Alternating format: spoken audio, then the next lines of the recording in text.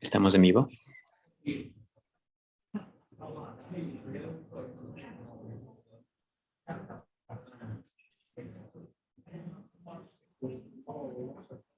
Bienvenidos a la segunda jornada técnica del evento de Reflexión y Diálogo de Territorios Rurales en América, Realidades y Perspectivas, organizado por el Grupo de Estudios Rurales de la Comisión de Geografía del Instituto Panamericano de Geografía e Historia, IPGH, con el apoyo de la Universidad Andina Simón Bolívar de Ecuador y SILAB Salud.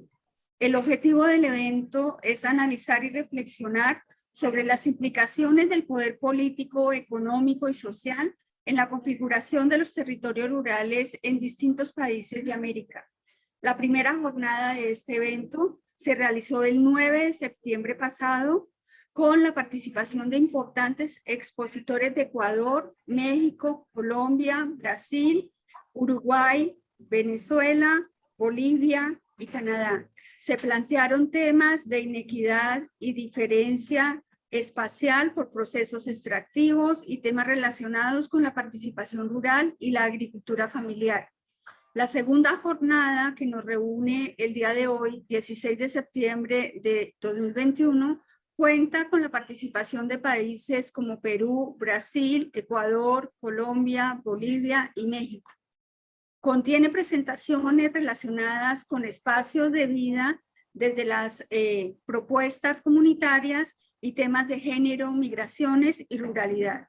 Como parte del comité organizador, soy Dora Inés Rey Martínez de Colombia. Le damos un cordial saludo a las directivas del IPGH, en particular a Patricia Solís, presidenta de la Comisión de Geografía, a Ramiro Pazmiño, secretario técnico del IPGH Ecuador, a Ramiro, al secretario técnico, a Yanina Zamora, coordinadora del Grupo de Estudios Rurales del IPGH, a los expositores y moderadores y a todos los participantes que nos acompañan el día de hoy.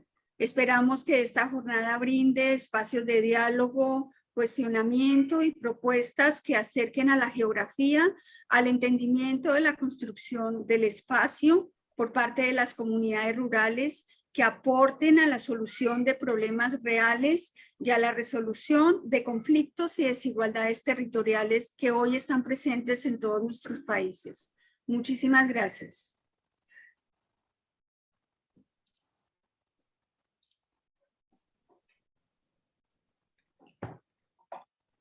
De igual manera, muy buenos días con todos. Mi nombre es Paulina Cubillo, soy presidenta del Colegio de Ingenieros Geógrafos de Pichincha. En esta mañana los voy a acompañar en esta jornada en la que hablaremos acerca de los espacios de vida y las propuestas comunitarias. Estamos abordando este día la mesa número 3 con varios temas y como ya lo mencionó anteriormente, estamos con invitados de varios países. Queremos recordar a nuestros asistentes que podrán remitirnos sus preguntas a través del chat durante las charlas y estas van a ser respondidas al final de las intervenciones. A nuestros panelistas, además, queremos recordarle también que disponen de 20 minutos para su exposición. Damos así inicio a este ciclo de conferencias. Nuestra primera charla hablaremos acerca de planificación, ecoturismo en la comunidad campesina de Gonskaya, a cargo de Carmen Aylas Gordón, que nos acompañan desde el Perú. Carmen Aylas es ingeniera geógrafa de carrera profesional de la Universidad Nacional Federico Villarreal, especialista en sistemas de información geográfica del Instituto Geográfico Agustín Codazzi, Colombia. Tiene una maestría en medio ambiente y desarrollo sustentable con misión en gestión ambiental de la Universidad Nacional Emilio Valdizán. Es además doctor en administración de la Universidad Nacional Federico Villarreal en el año 2020. Es docente con 20 años de experiencia en pregrado en la Facultad de Ingeniería Geográfica Ambiental y Ecoturismo de la Universidad Nacional Federico Villarreal en los cursos de Ingeniería y Cartografía Social y Económica, Sistemas de Información Geográfica, Fotogrametría, Teledetección, Geografía Económica y Ecoturística, Geografía Humana y Antropología, Evaluación de Impacto Ambiental. En posgrado, además, es docente de la Universidad Nacional Federico Villarreal en las áreas de Ingeniería, Arquitectura y Ciencias Básicas, en la maestría Tecnología de Información Geográfica. Además, ha dictado cursos acerca de fundamentos de cartografía y topografía automatizada, gestión económica territorial, Es docente de pregrado de la Universidad Privada César Vallejo en la Facultad de Ingeniería Ambiental en los cursos de ordenamiento territorial y modelamiento y simulación ambiental. Posee además de experiencia profesional en instituciones públicas en planificación regional y distrital y en empresas privadas en temas ambientales. Por otra parte, nuestra otra panelista, Ruth Gordon Mesa, es licenciada en Turismo y Hotelería Profesional de la Universidad San Martín de Porres, con una maestría en Marketing, Turismo y Hotelero de la Universidad también San Martín de Porres, doctorado en Medio Ambiente y Desarrollo Sostenible de la Universidad Nacional Federico Villarreal. Es docente con 25 años de experiencia en pregrado en la Facultad de Ingeniería Geográfica Ambiental y Ecoturismo de la Universidad Nacional Federico Villarreal en los cursos de taller Ecoturismo Activo, Fundamentos de Ecoturismo, Planificación Turística, Gestión de Negocios Ecoturísticos, Marketing Ecoturístico, Educación Ambiental, Conservación y Desarrollo Sostenido. Es pionera en la creación de la Escuela Profesional de Ingeniería en Ecoturismo de la Universidad Nacional Federico Villarreal, curso formador de formadores en LabSouth, en la Universidad de Harvard. Además, ha realizado cursos de diplomados en gestión ambiental y evaluación de impacto ambientales, especialización en demarcaciones organizacionales territoriales, especialización en formulación de proyectos de inversión pública, legislación ambiental y conflictos socioambientales. También posee una especialización en planificación y manejo de áreas verdes urbanas. Ha participado también como expositora nacional e internacional en la Universidad Nacional Federico Villarreal, en la Municipalidad Provincial de Cañete, también en la Universidad Nacional de Cañete, y organizadora de eventos, conferencias y actividades de responsabilidad social a nivel nacional. Las líneas de investigación son de ecoturismo, planificación de turismo y gestión de destinos de turismo sostenible. Carmen y Ruth, bienvenidas. Muchas gracias por aceptar esta invitación. Adelante con su ponencia, por favor. A ver, un momentito.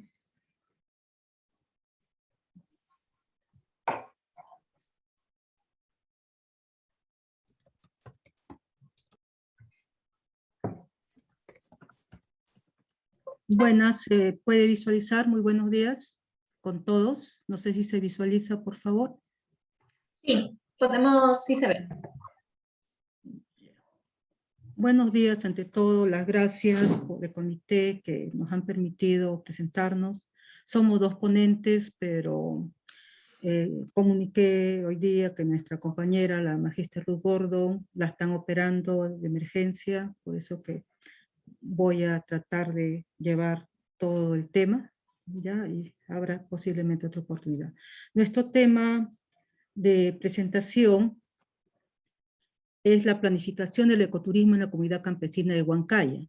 Ustedes están viendo todos los presentes un paisaje muy hermoso al lado izquierdo, en la cual se ve la parte intrincada de la cordillera de los Andes.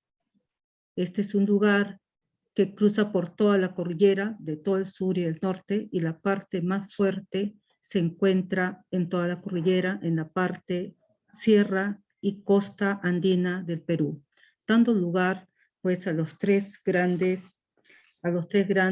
procesos o componentes que tenemos por la presencia de la cordillera de los Andes en el Perú, ¿no? Nos da las tres regiones, costa, sierra y selva, cuyas aguas bifurcan y terminan en el Océano Pacífico. En especial, en esta área estamos viendo prácticamente la naciente de un río, que es Cañete, en la cuenca del Cañete, que termina en la parte del Pacífico, ¿no? Un ratito. Tenemos el desarrollo de la actividad turística, presenta pues un crecimiento acelerado desde el concepto ecológico y cultural, siendo un segmento atractivo para los operadores turísticos locales peruanos. A pesar de que en el Perú, ¿no? El Perú necesita mejorar su oferta para el ecoturismo, en muchos aspectos está listo para aceptar este segmento de visitantes, el cual tendrá para la diversidad, la oferta turística actual y potencial ofreciendo diferentes alternativas para la práctica del ecoturismo. Hemos escogido la comunidad campesina de Huancaya, ¿no? En base a unos elementos de belleza paisajística, de problemáticas que hay. Primeramente vamos a su ubicación. Se encuentra ubicado dentro de la reserva paisajística. En el Perú existen 2 reservas paisajísticas, más de 72 áreas naturales protegidas, ¿sí? Y fue la primera que se ha creado en el año 71. El distrito de Huancaya, que es el corazón de la reserva, es enorme, se encuentra ubicado en la región andina central de la cadena occidental de los Andes peruanos. Políticamente, el distrito de Huancaya pertenece a la jurisdicción de la provincia de Yauyos en el departamento de Lima. El Perú está dividido jerárquicamente por departamentos, provincias y distritos. La reserva Nor Yauyos-Cocha tiene 2 cuencas, la cuenca del Cañete y la cuenca de Junín. Forma parte a la vez de la reserva paisajística Nor Yauyos-Cocha, Huancaya. Tiene una superficie de 32.652.49 hectáreas. Es enorme esta reserva, una belleza única, con una altitud promedio de 3.000, o sea, supera y llega prácticamente a los 4.560 metros. Desde Lima, saliendo a 0 metros, normalmente hacemos esta visita con los alumnos, es una ruta fuerte, ahorita lo voy a mostrar, tiene una temperatura media de 13 grados en el mejor de los casos, ¿no? Y con mucho de esto, pues, en las épocas de frío, es un frío terrible, es un clima seco, pero más que todo, se siente una humedad por la altura, ¿no? Los chicos, los visitantes que van tienen que acondicionarse primeramente, y la comunidad brinda sus servicios, ¿no? Tiene precipitaciones de lluvia durante el verano, de octubre a abril, los cuales se vuelven más intensas en enero y marzo. Hay que saber visitar porque la caminata y la ruta es bien intrincada por la misma pendiente que tiene y topografía que presenta nuestra región, la parte altoandina, ¿no? Acá, como pueden ver, es toda la reserva al lado izquierdo, toda la reserva. Tenemos el área de reserva, el área natural y la zona de amortiguamiento. El distrito que hemos visto, que hemos ubicado, que hemos seleccionado bajo una serie de factores, se llama Huancaya, que es esta parte. Al lado derecho hemos seleccionado, después de varias visitas con los alumnos, nosotros mismos como docentes, específicamente la Magister Ruth, porque es la tesis, he sustentado su tesis doctoral que está sustentando. Se ha ido por todas estas rutas, entrando por una carretera de Nor Yauyos-Cocha, Tincuali, saliendo de Lima, muy de madrugada, para llegar a la amanecida, haciendo varias paradas. Imagínense ustedes que salgan de 0 metros sobre el nivel del mar, porque nosotros radicamos en la ciudad de Lima, que es costa, y llegamos a la parte de una provincia Yauyos que tiene el distrito, ¿no?, que se llama Huancaya, pero llegamos a más de 3.500 metros de altura en un lapso, porque es subida.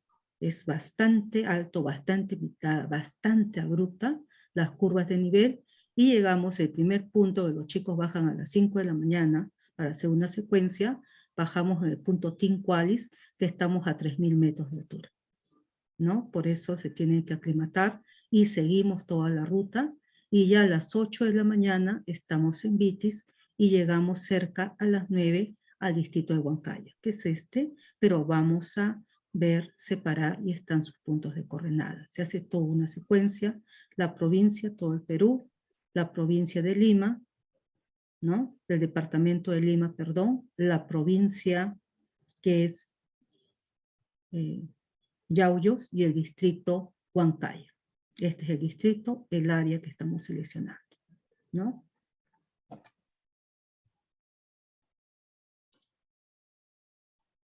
¿Cómo se hace la ruta? Al lado derecho se ve lo intrincado del paisaje. Tenemos carreteras y caminos. Uno de ellos es el tipo de transporte que tiene que llegar a la comunidad, y como ven, tenemos las carreteras que son bien intrincadas y las trochas que son afirmadas, ¿no? Esta es una elaboración que hemos tenido que hacer con nuestros GPS, ¿no? La descripción, el tipo de vía, como dije, empieza para entrar a la reserva desde el punto Tincuales. Es un distrito, pero es la unión del río, de 2 ríos, y va y bifurca para que llegue hacia el río Cañete, hacia las costas que sale prácticamente al Océano Pacífico. Esta vía, entramos por este lado de acá, entramos y vamos subiendo de toda la costa y ustedes están viendo entrincado totalmente la utilidad en valles, es parte glaciar, ¿no? Es asfaltado 260 kilómetros, pero es totalmente curva. Curva, subimos, por eso que la demora es de casi 8 horas. 260 kilómetros asfaltados. De Tincualis a nuestro punto de ubicación, la comunidad de Huancaya, ya es afirmado, pero es un afirmado bien de tierra, compactado, pero sigue siendo ya en altura, pero sigue siendo como una especie de una planicie, pero ya estamos en altura. Ya hemos llegado a los 3.000 metros y hacemos 60 kilómetros acá. En distancia de Lima para llegar a la reserva y llevar al distrito de Huancaya, a la comunidad campesina de Huancaya, hacemos 320 kilómetros. En un carro específicamente que pueda entrar en trocha, porque normalmente si vamos solos hacemos un carro pequeño, pero si vamos en grupo tenemos que hacer carros que estén acondicionados para esa ruta. No cualquier carro entra porque es una ruta muy curvilínea y ustedes, bueno, la mayoría, o no sé, la parte de América, por la misma presencia de la cordillera de los Andes, ha creado esta conducción que es conurbada totalmente, entradas y salientes y por las pendientes y son curvas muy peligrosas y aún así no teniendo pues el asfalto, ¿no? Tenemos trochas, y el caso es cuando llueve, las laderas son empinadas, la topografía abrupta y tenemos derrumbes, tenemos una serie de problemas que tenemos, aparte del ganado vacuno que tienen, ¿no?, las personas de la comunidad. Esta vía es bien tramposa, pero los paisajes son muy hermosos, muy hermosos. En vista, hemos ido 4 o 6 veces, más de 6 veces, se ha hecho un inventario de los recursos para poder determinar, ¿no?, la capacidad que tiene la parte de planificar los recursos que tiene con los cuales pueden mejorar el sistema y ponerlos en valor la comunidad de Huancaya. Se ha visto 17 recursos encontrados, ¿no? Se ha hecho este cuadrito, 17 recursos, de los cuales 9 se les dan como sitio natural, ¿no? Justamente por la presencia de la cordillera de los Andes, se ha presentado, ¿no?, la secuencia y las caídas de las aguas naturales y los presentes separaciones que tiene y creando lagunas hermosas que están a más de 4.000 metros de altura. Tenemos la laguna de Hualhua, ¿no?, que todos se encuentran en el distrito de Huancaya, la mayoría de los recursos. Se le da como categoría sitio natural, cuerpo de agua, y su subtipo es laguna. Tenemos 9 sitios naturales en los cuales son miradores, son cataratas, cascadas, porque tiene una belleza escénica única, por eso se llama Reserva Paisajística Nor Yauyoscocha. En el Perú existen 2 reservas nada más paisajísticas. La de Nor Yauyoscocha, creada en el 71, y la de Cotahuasi en Arequipa. Ambas presentan paisajes maravillosos, ¿no? Carmen, por favor, nos quedan 10 minutos. Perdón, disculpa. El mirador de Cabracancha, natural. Tenemos el mirador La Catarata de Huancaya, categoría catarata, la zona de camping, la laguna Papacocha, que tiene un valor prácticamente de cosmovisión, es el Apu de la ciudad de Huancaya. El mirador Cantagallo es un lugar altísimo, que tiene más de 4.000 metros y los chicos llegan ahí, ¿no? Tenemos la manifestación cultural, la Plaza de Armas, que lo vamos a ver, el Puente Colonial, es el espacio urbano, es colonial, tiene más de 500 años, la iglesia, ¿no?, que está en la misma plaza, todo esto está en la misma ciudad. La Casa de la Cultura, hecho por los mismos pobladores, tiene un valor arquitectónico interesante, el museo municipal que tiene la presencia de 4 momias que son del reino de los Huilcas, pinturas rupestres, y andenería que aún subsisten y que los pobladores de la comunidad aún lo utilizan. Este es el mapa, la división que hemos encontrado, los elementos naturales, los sitios, la distribución, ¿no? El que es problemático, que tenemos prácticamente todo en sí, la belleza es interesante. El problema es que tenemos actores externos que están prácticamente depredando estos recursos. No hay un control, hay apenas para toda esta área que ustedes ven, tan solo son 3 guardaparques. No se abastece con todos los pobladores, se han armado en base a charlas, son los que cuidan, son los agentes activos, ellos mismos generan una agricultura de sobrevivir prácticamente, de pan llevar para ellos de autoconsumo, la criadera de la piscigranja, que es la parte de la laguna de Huancaya y la laguna de Hualguas, hacen piscigranjas. Es interesante, son los únicos que están muy bien concentrados, pero el problema es que no tienen los cuidados con la parte química de los residuos por el criadero de truchas que hay ahí, ¿no? Aparte, el otro ingreso que tienen los comuneros, las personas que viven en la comunidad, es la parte de turismo o trekking, que lo hacen en estaciones, en Semana Santa, en fiestas patrias y en Año Nuevo. Y ahora, por esta pandemia, pues se han visto totalmente afectados, ¿no? Son estos elementos que se ven, ¿no? Y se ve la secuencia. La secuencia, pues, son elementos importantes. Como conclusión, pues podemos indicar que el distrito de Huancaya posee un potencial turístico natural y cultural importante.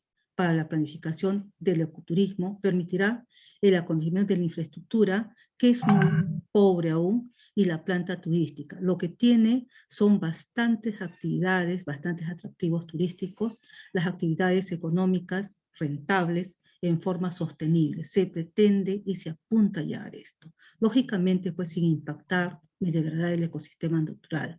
Así también permitirá la implementación del manejo de circuitos productivos ecoturísticos que beneficien al espacio geográfico del estudio y poblaciones vinculadas, ¿no? Locales vinculadas, que son los actores directos, generando rentabilidad para mejorar su nivel y calidad de vida, conservando el medio ambiente natural y cultural para estas y futuras generaciones del hombre de la población de Huancaya. Acá hay una parte que hemos estado trabajando dentro de la reserva de Huancaya, dentro de la reserva Nor-Yauyoscocha. Hemos encontrado puntos prácticamente de minería, ¿no? Minería, como están viendo, puntos que estamos monitoreando con los alumnos, y en el punto de la laguna que tenemos el bosque del Amoro Carcas, que está a más de 3.500 metros. ¿Cuál es la problemática? Están desviando el agua, y esta forma que tiene esta laguna tiene forma de corazón, pero prácticamente le queda esta ala nada más, y se ha medido con varillas para ver cuánto de esto está desapareciendo. Esto es muy importante porque acá están los últimos reductos de las carcas, los últimos árboles de protección que hay, y prácticamente se están deteriorando, ¿no? Teniendo una zona de reserva, aún se dan estos elementos, ¿no? Y es algo que estamos viendo. La comunidad está muy preocupada porque esta agua, estos minerales directamente están entrando desde la parte alta, ¿no? Esta es la naciente que nace del Pariacaca, que es su apu tutelar de la región. Esta es una parte que hemos estado viendo con los chicos y vamos a seguir trabajando, ¿no? En esta partecita que se está llevando, ¿no? Para ello hacemos la visita, hacemos sensibilización con los pobladores se hace la sensibilización, ¿no? Sus necesidades, qué es lo que les falta, cuál es su problemática. Específicamente se habla con ellos directamente, con los colegios, con los gobernadores, con las club de madres, ¿no? Y siempre se hace una fortaleza y se hace una secuencia de trabajo con los señores que están comuneros, y ahí ustedes pueden ver al frente las andenerías, ¿no? Acá prácticamente es la laguna, el agua turquesa, Todos estos lugares son lagunas altoandinas, la Piscigranja, Laguna Hualwa. Los chicos desde Huancaya hasta esta zona tienen que hacer 7 kilómetros a pie para poder llegar a una zona bonita, pero muy abrupta para llegar, ¿no?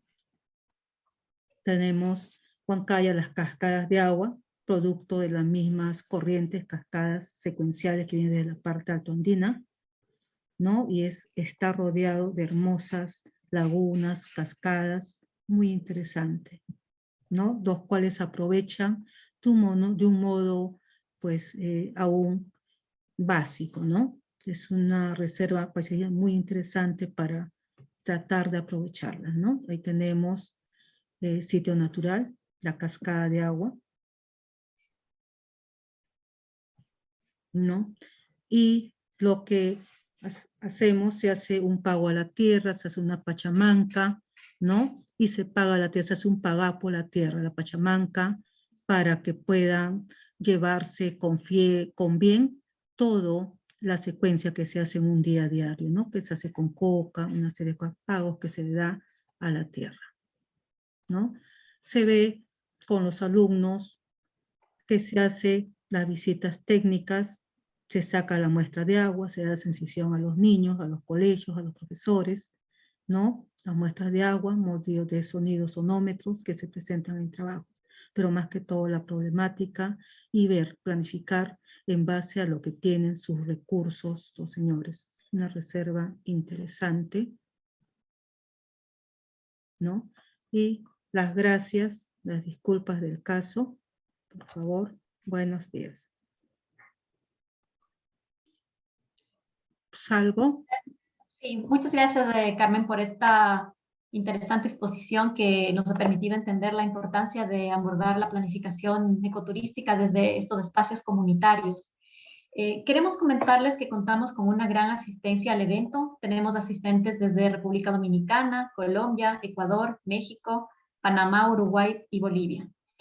Tenemos además dos preguntas, Carmen, por favor. La primera nos dice, ¿qué acciones realiza el gobierno nacional y el gobierno local frente a la inserción de procesos extractivos en la reserva Huaycana? Y la segunda... Huancaya. Huancaya, sí. Y la segunda, ¿y cuál es la percepción de la minería de los pobladores que se localizan dentro de la reserva? Ya.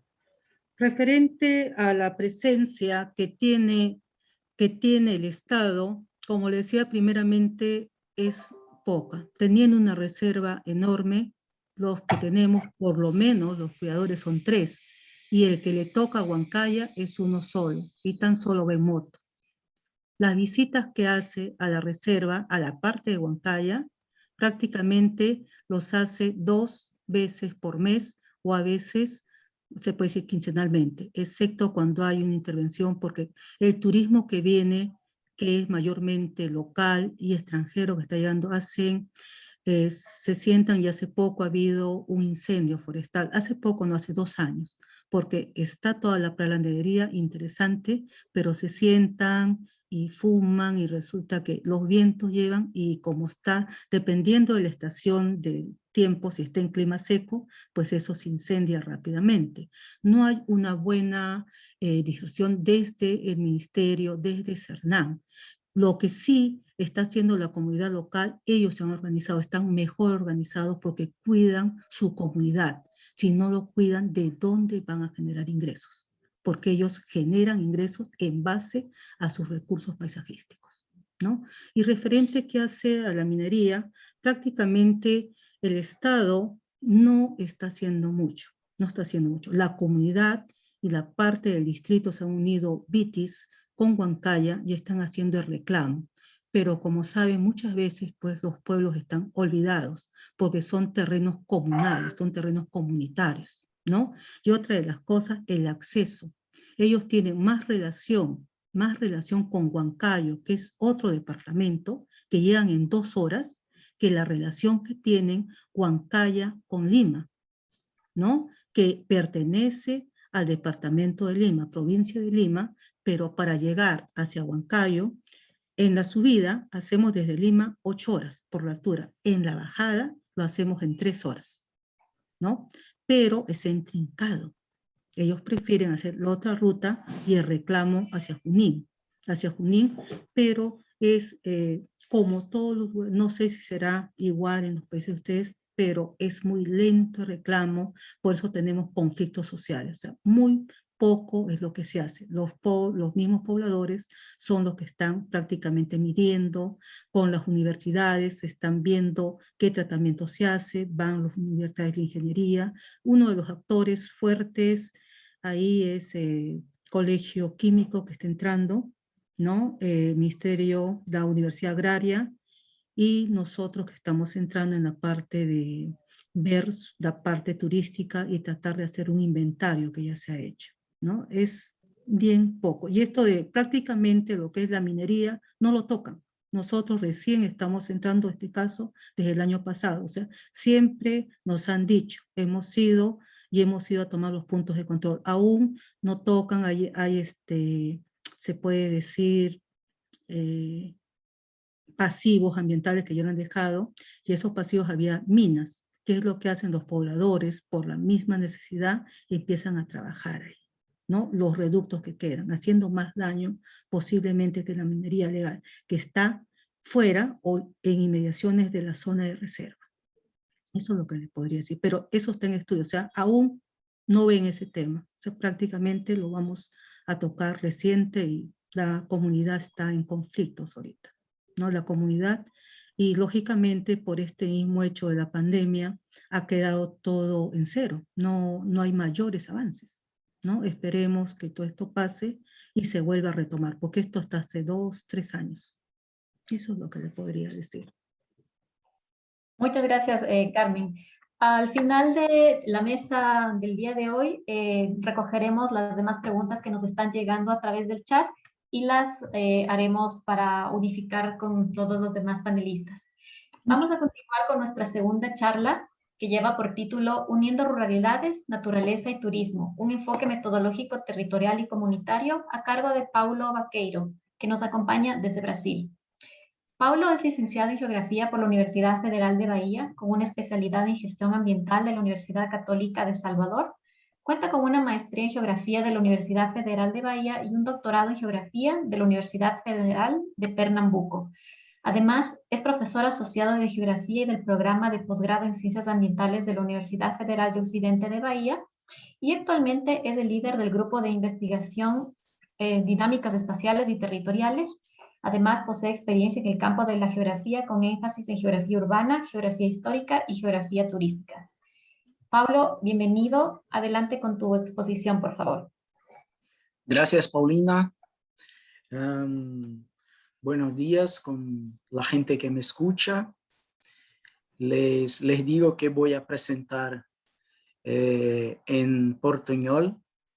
Entonces les pido que tengan paciencia. Voy a hablar despacio. Y bueno, quisiera agradecerles a los organizadores del evento, en especial a Gianina Zamora, por la invitación. Voy a poner la pantalla.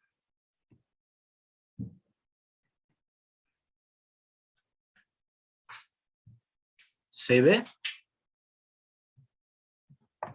Sí, se ve muy bien. Bueno, entonces el tema es articulando ruralidad, naturaleza y turismo. Y voy a presentar un abordaje metodológico de una propuesta que estamos desarrollando ahora en el municipio vecino, acá donde vivo, que se llama São Desiderio. Y bueno, voy a plantear estos 3 temas. Primero, hablar sobre la importancia del turismo y los vínculos entre turismo, naturaleza y ruralidad. Y al final, hablar sobre el desarrollo de una propuesta de cooperación, la que arrancamos hace unos 2 años. Bueno, para hablar de la importancia del turismo, yo creo que sería interesante hacerlo con los números, porque así se puede fijar mejor las informaciones. Y son informaciones de antes de la pandemia. El 2019, el turismo ha producido una riqueza de 1.700 millones de dólares con 1.400 millones de llegadas internacionales. Además, el turismo es un sector muy importante para las economías nacionales de algunos de los países, y yo les traigo 3 ejemplos. Grecia, un país de la Unión Europea, Seychelles y Maldivas. El caso de Maldivas es muy interesante porque en su último plan nacional del turismo se espera que hasta el 2030 el turismo sea responsable por 45% de la economía, del crecimiento económico de ese país. En otra escala, en la escala local, tenemos el ejemplo de Cancún, en el municipio de Benito Juárez. Cancún es un destino muy conocido, y creo que esos números que se les presento suelen aclarar sobre la importancia del turismo para Cancún y para el municipio de Benito Juárez. 80% de los puestos de trabajo tiene que ver con el sector de servicio, perdón. Son más de 10 millones de turistas que llegan todos los años a Cancún. Claro que son números anteriores a la pandemia. Son 3.000 millones de dólares año para la economía local, que resulta en casi 50% del PIB de la ciudad, y 44% de los puestos de trabajo están directamente en el sector turístico. Entonces, no se puede imaginar la economía de Cancún, del sur de México, sin ese sector. Y ahí tenemos que el turismo es un sector, un sector demasiado importante para la sociedad. Y bueno, hay que apropiarse de ese tema, hay que apropiarse de ese sector.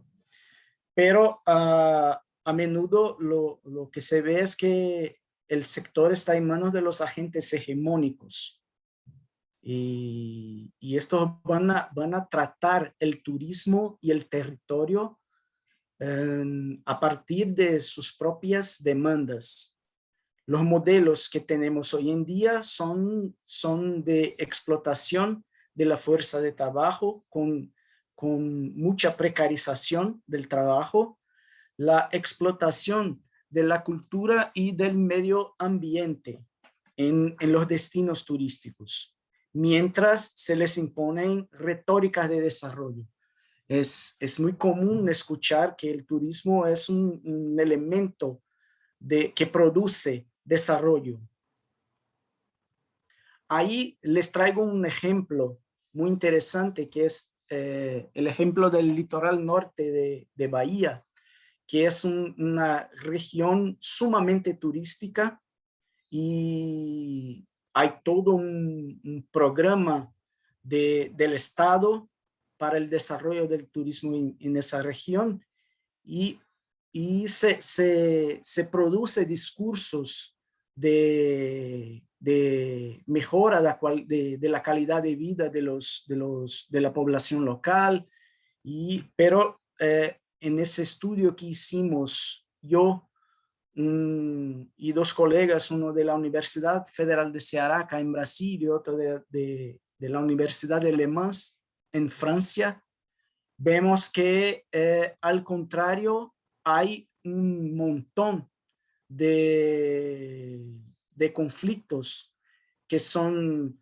conflictos ambientales, sociales, económicos, en los cuales están involucrados especialmente poblaciones tradicionales y comunidades más pobres que viven en esa región.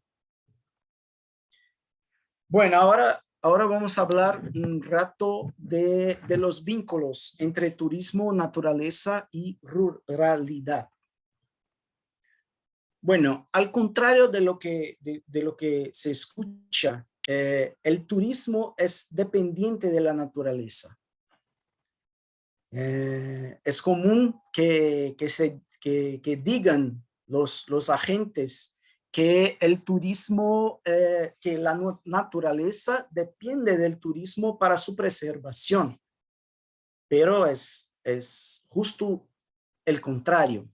La verdad es que el turismo sí depende de la naturaleza y la transforma en recurso para la reproducción de la acumulación. Y de igual modo, el rural es un atractivo turístico, sí, porque trata del imaginario de la vuelta al pasado, de una vida más simple, pero no siempre el cotidiano,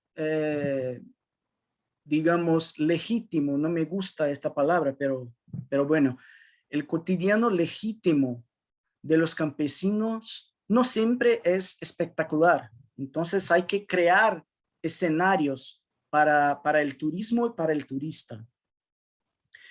Nuestra ruralidad acá en la región occidental de Bahía es una herencia de la esclavitud y de la tradición indígena. Entonces eso es muy interesante para crear escenarios turísticos.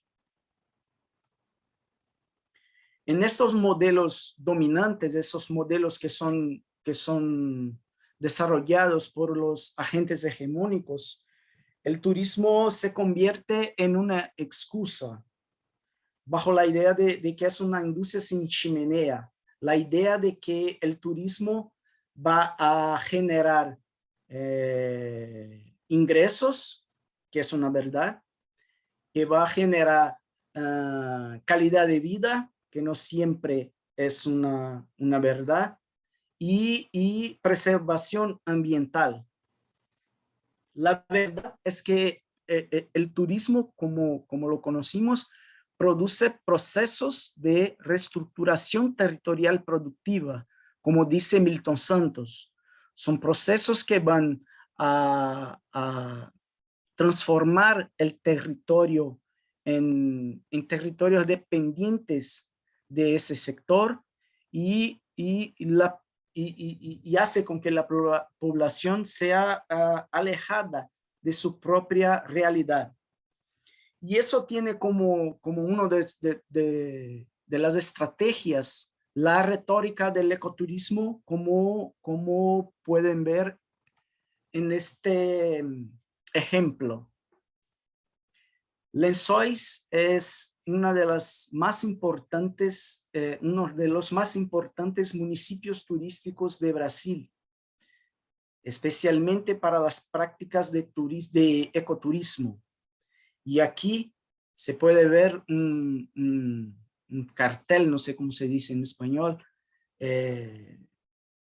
de ecoturismo, pero acá eso son visitantes en una laguna muy frágil de esa zona que se llama Pratinha, y eso parece más con la visita a la Mona Lisa que a un destino de ecoturismo.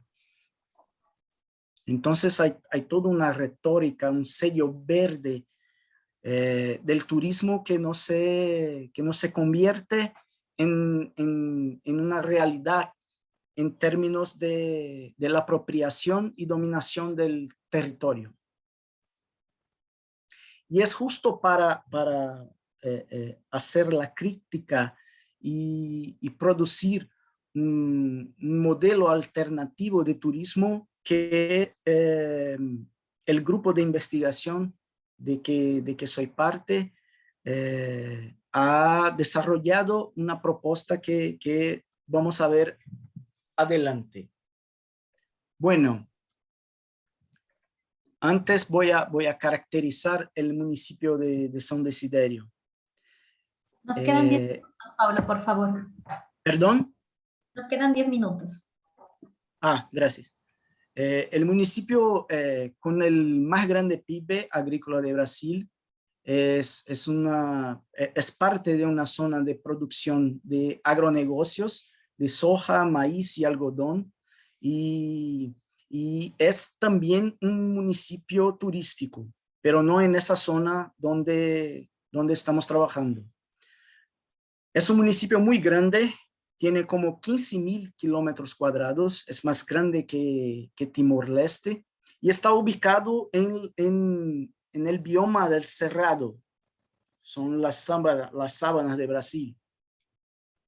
Es una región muy frágil ecológicamente. Ahí tenemos el mapa con su localización en el estado de Bahía. Aquí Bahía es un estado del nordeste, para quien no lo conoce. Y acá está la región y el municipio en naranja. Acá tenemos la cabecera del municipio, que es San Desiderio, y como unos 30 kilómetros, el pueblito de Penedo, que está en medio curso del río das Fêmeas. Tiene una población de 80 familias de campesinos y está ubicada cerca de una zona de cerrado preservado y de nacientes de ríos, de pequeños ríos. Además, es una zona de producciones artesanales, en especial de quesos y de cachaza, que es la aguardiente brasileña. La cachaza artesanal, hay una valoración muy grande por ese producto. Y aquí tenemos una imagen satelital y que acá tenemos la cabecera del municipio. Acá en este círculo amarillo está Penedo. El círculo rojo es una PCH, no sé cómo se dice en español, pero es una pequeña central hidroeléctrica para producción de energía para los agronegocios. Y acá tenemos un límite, una frontera del avance de los agronegocios sobre la meseta. Acá está el borde de la meseta donde están las producciones de soja, maíz y algodón. Ahí tenemos un esquema del modelo de cómo estamos trabajando este proyecto, las fuentes de inspiración y el proceso de evolución de la propuesta. Estamos trabajando con las llamadas epistemologías del sur, en especial con la inspiración del buen vivir, bajo un análisis crítico de esta epistemología y la praxis territorial, como nos enseña el Marcos Saque, que estuvo en el evento hace algunos días. Metodológicamente trabajamos con la investigación, acción participante, y los procedimientos son mapa de actores, cartografía social, árbol de problemas, para desde ahí desarrollar la cooperación. Aquí tenemos unas palabras claves con las cuales trabajamos: autonomía, comunidad, cooperativismo, territorio, cooperación, saberes haceres, participación y economía social. Bueno, son 3 tiempos de realización de la propuesta. El primer tiempo, que llamamos reconocimiento y acogida, el segundo tiempo de sistematización de conocimientos y el tercer tiempo, que es el proceso de cooperación, el dicho proceso de cooperación comunidad-universidad. El primer tiempo es un proceso de aproximación mutua entre comunidad y universidad con la intención de promover una convergencia de intereses, establecer una relación de confianza y un ambiente de creatividad entre los grupos involucrados, o sea, universidad y comunidad. Ahí tenemos una foto de uno de los momentos de charlas que tuvimos con los residentes. Hubo distintos momentos, primero con el conjunto de los residentes y después con grupos focales de jóvenes, mayores, mujeres. Bueno, voy a apurarme. El segundo tiempo, que llamamos de sistematización de conocimientos, son las actividades investigativas sobre la relación comunidad y naturaleza a partir de un análisis de sus territorialidades y temporalidades. El objetivo principal es sistematizar el conocimiento que la comunidad tiene de sí misma y de su territorio. Ahí en esa foto estamos en una de las actividades.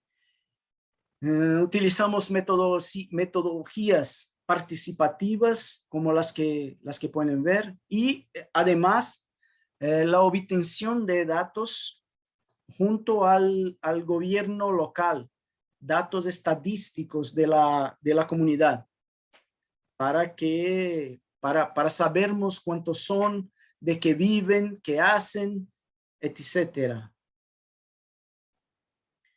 Además, hicimos unas visitas técnicas a lugares de interés turístico para observaciones y para unos primeros análisis acerca de las potencialidades y de los límites para el desarrollo de prácticas turísticas.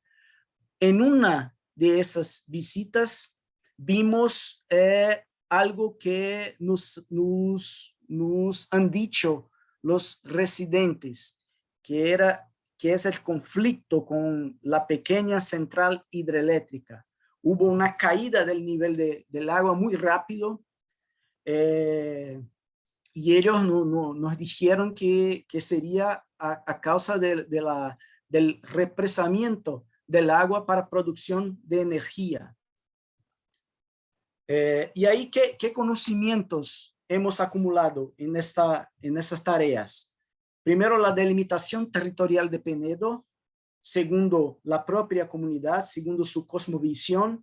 La caracterización de las territorialidades y temporalidades locales. Entonces, pasamos a conocer la historia territorial de la comunidad y la caracterización de los saberes haceres locales. El tercer tiempo, que es de cooperación comunidad-universidad, que estamos empezando, es el tiempo de desarrollo de las actividades cooperativas entre comunidad y universidad con la intención de poner en marcha la propuesta de turismo comunitario.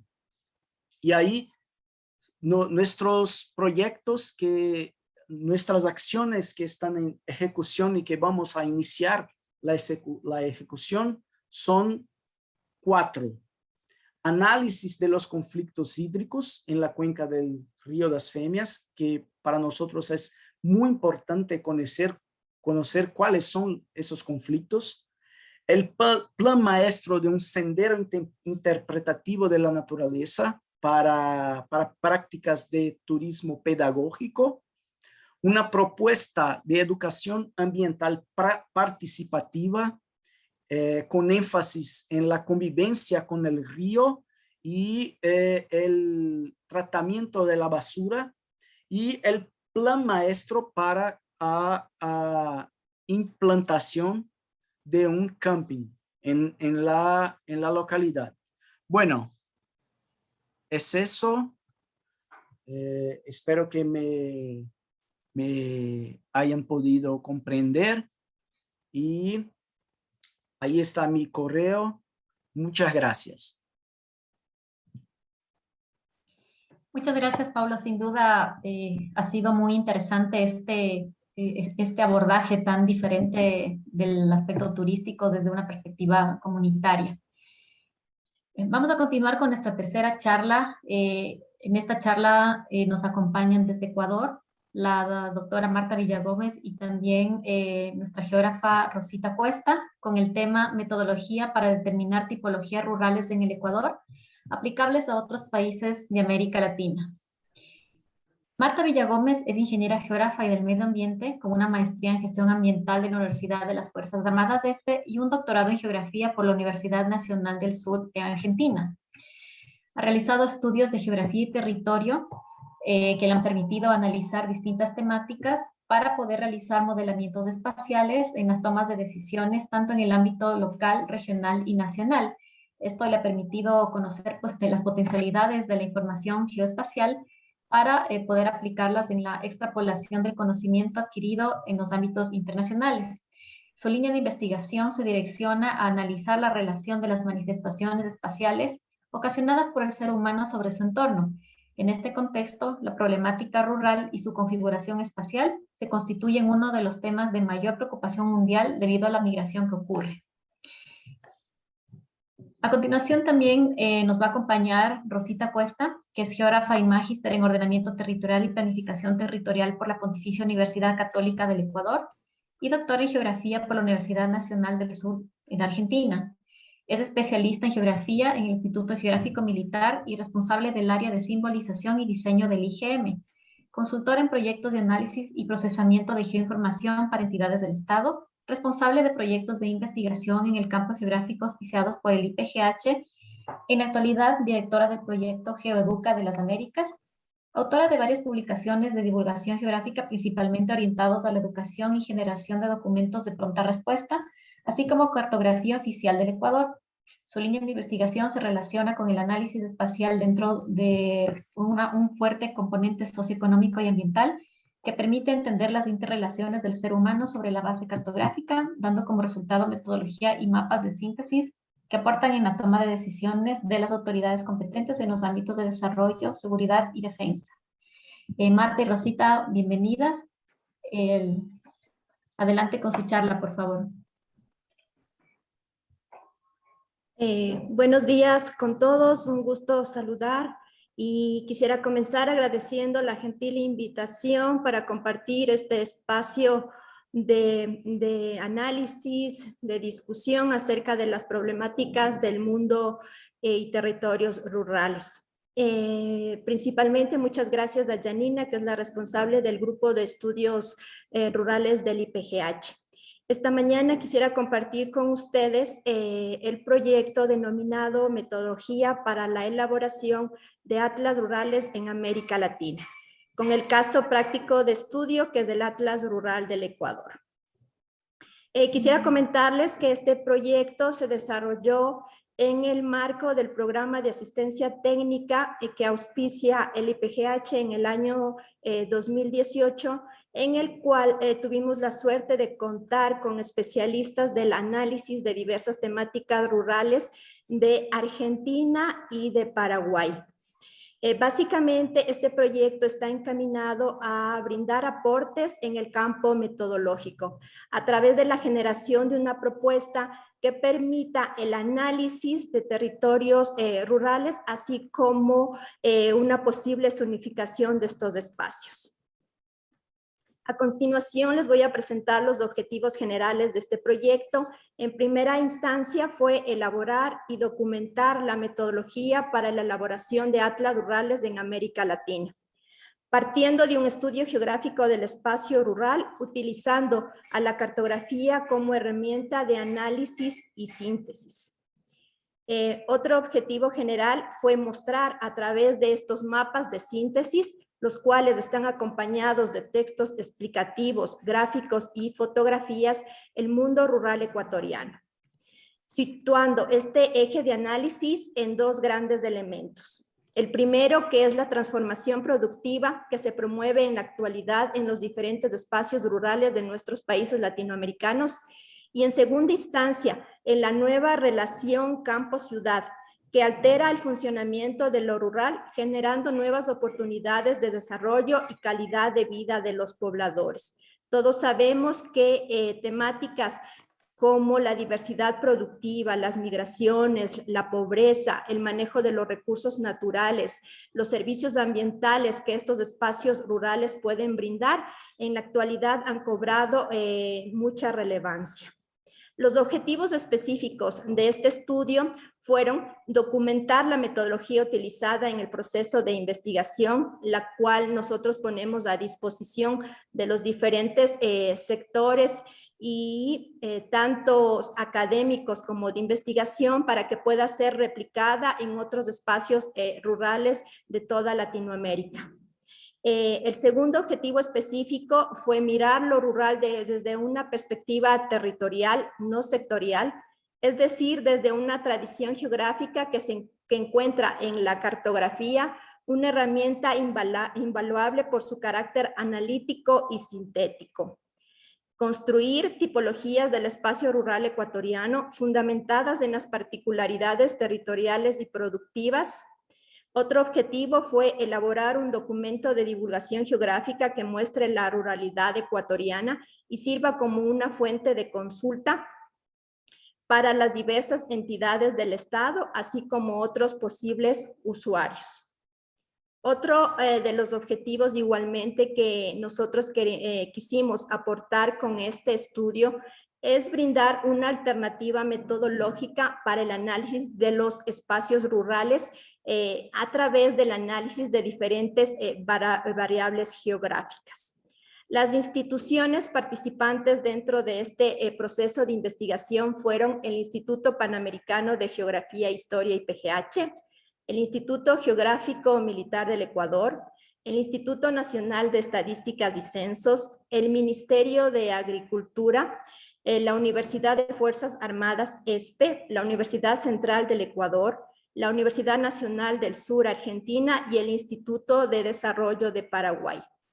Al participar diferentes representantes de estas instituciones, nos permitió crear un espacio de discusión en donde todos los aportes de los profesionales y especialistas en diferentes temáticas del mundo rural nos permitió construir esta propuesta metodológica para el análisis de los espacios rurales. Principalmente el proyecto y el proceso de desarrollo de esta propuesta estuvo organizado en las siguientes fases. Principalmente un trabajo colaborativo entre diferentes instituciones del Estado a nivel del país, en donde nos permitió recabar información de diversas temáticas, conformando una base de datos muy importante, la cual nos permitió construir y ser la base del modelo de análisis geográfico propuesto. Esta base de datos temática fue sistematizada, fue organizada, fue estructurada, lo que nos permitió construir la metodología propuesta para el análisis de estos espacios rurales, cuyo prototipo y puesto en marcha de la prueba de esta metodología propuesta fue la elaboración del primer Atlas Rural del Ecuador. Básicamente las etapas de elaboración fueron un trabajo de campo en diversas áreas rurales del país, del Ecuador, una estructuración del plan de contenidos con los cuales se va a abordar y se van a analizar los territorios rurales ecuatorianos, una sistematización y consolidación de la información estadística recopilada, la redacción de textos explicativos que nos permite presentar esta línea base de descripción de estos espacios rurales en temáticas ambientales, productivas, culturales, de conectividad, de tipo de producción agropecuaria, entre otras temáticas analizadas. Una parte muy importante fue la definición de las tipologías de los espacios rurales ecuatorianos. Igualmente se procedió con el análisis de interpretación de varios ejemplos de estos espacios y de estas tipologías construidas para finalizar en el diseño y diagramación del documento final de presentación y finalmente realizar la evaluación del documento consolidado al final de todo este trabajo. El resultado final de este proceso fueron el Atlas del Ecuador rural, en donde se tratan 22 temas, conjuntamente con la presentación de alrededor de 100 mapas temáticos que abordan diversas problemáticas del mundo rural ecuatoriano, acompañados con gráficos estadísticos, coremas y otros elementos gráficos que ayudan a comprender de mejor manera las interrelaciones y las características específicas que se presentan en los diferentes territorios rurales que nosotros identificamos y clasificamos. En las siguientes láminas vamos a poder ver un ejemplo de la manera de presentación de la información estadística, la cual fue espacializada a nivel parroquial. Entonces, ustedes pueden ver en estos momentos una presentación gráfica del contenido de estas láminas informativas en donde se abordan diversas variables sociales, económicas, productivas, de población, de conectividad de los espacios territoriales rurales ecuatorianos. Y abordando diversas temáticas que son muy importantes para comprender de mejor manera el funcionamiento y las interrelaciones que se producen en estos espacios. El documento final en formato PDF está disponible para la descarga a través del geoportal institucional del IGM, a través de www.geoportaligm.gov.es. Los invito a que todos ustedes accedan a esta dirección, puedan descargar este documento y puedan consultar y puedan visualizar todo el trabajo realizado y principalmente puedan mirar la puesta en marcha de la metodología propuesta para el análisis de los territorios rurales. A continuación, la segunda parte de esta presentación está a cargo de mi compañera, la doctora Marta Villagómez, quien va a realizar una presentación más profunda de la parte metodológica en el campo del análisis estadístico que se utilizó para realizar la tipología de los espacios rurales en Ecuador. Por favor, Martita, si continúas con la presentación. Muchas gracias. Gracias, Rosita, y muy buenos días con todos. Muchas gracias a Yanina y a todo el grupo de estudios rurales. Yo sé que han venido haciendo un trabajo formidable para realizar estas presentaciones y gracias por invitarnos, ¿no? Y bueno, vamos a continuar en honor al tiempo. Como bien dijo Rosita, voy a explicarles un poco acerca de la definición de las tipologías en los espacios rurales. Básicamente, nuestra segunda parte del Atlas y de la metodología se refiere a esta identificación de los territorios que tienen características similares mediante el geoprocesamiento de variables geográficas, lo que nos permitió agrupar diferentes unidades espaciales en una sola categoría de análisis. Nosotros utilizamos todo lo que es el análisis de componentes principales, que nos permitió de varias observaciones o de varias variables sintetizar en una sola, sintetizar en menor información, es decir, con un número menor de variables. De esta manera nosotros trabajamos, pretendíamos reducir toda la información de las variables originales para obtener lo que se conoce como un subespacio vectorial de menos dimensiones o factores, donde todos estos se encuentren linealmente independientes y sean además ordenados de manera jerárquica, y así conservar la mayor parte de lo que es dentro de la parte estadística la varianza total. Es importante definir que nosotros pensamos qué variables podríamos utilizar en todos los países, porque es muy cierto que no todos los países acceden a información estadística de manera sencilla. En el Ecuador tenemos mucha información estadística y bueno, como les digo, teníamos que pensar qué variables son en realidad las que podíamos obtener en cualquier país. De esta manera hemos realizado el modelo conformado por 5 variables, que bueno, más adelante ya les comentaremos cuáles son. Y la intención es, trabajamos sobre la unidad espacial de las parroquias. Como ustedes conocen, el Ecuador se encuentra dividido en provincia, que es lo mismo que un departamento, luego tenemos el cantón, o conocido como municipio en otras localidades, como Colombia, por ejemplo, y también la parroquia, que es parte de estos cantones. Lo que sí hemos hecho es excluir todas las 8 parroquias que corresponden a las Islas Galápagos para que nuestro análisis estadístico sea un poco más robusto. De esta manera, nosotros definimos, como bien les indico, la información, la unidad espacial que íbamos a utilizar en función principalmente de la escala de representación y el nivel de detalle que queríamos, que es a nivel del país.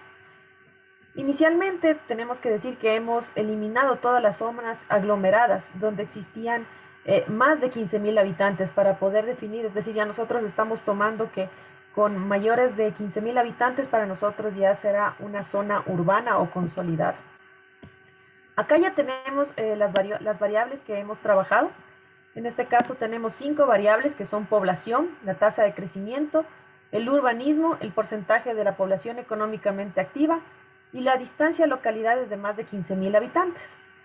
Como ya les había indicado, la población se refiere al número de personas localizadas en zonas aglomeradas de menor de 15.000 habitantes. En cuanto a la tasa de crecimiento, utilizamos esta fórmula matemática también propuesta por el Instituto Nacional de Estadísticas y Censos.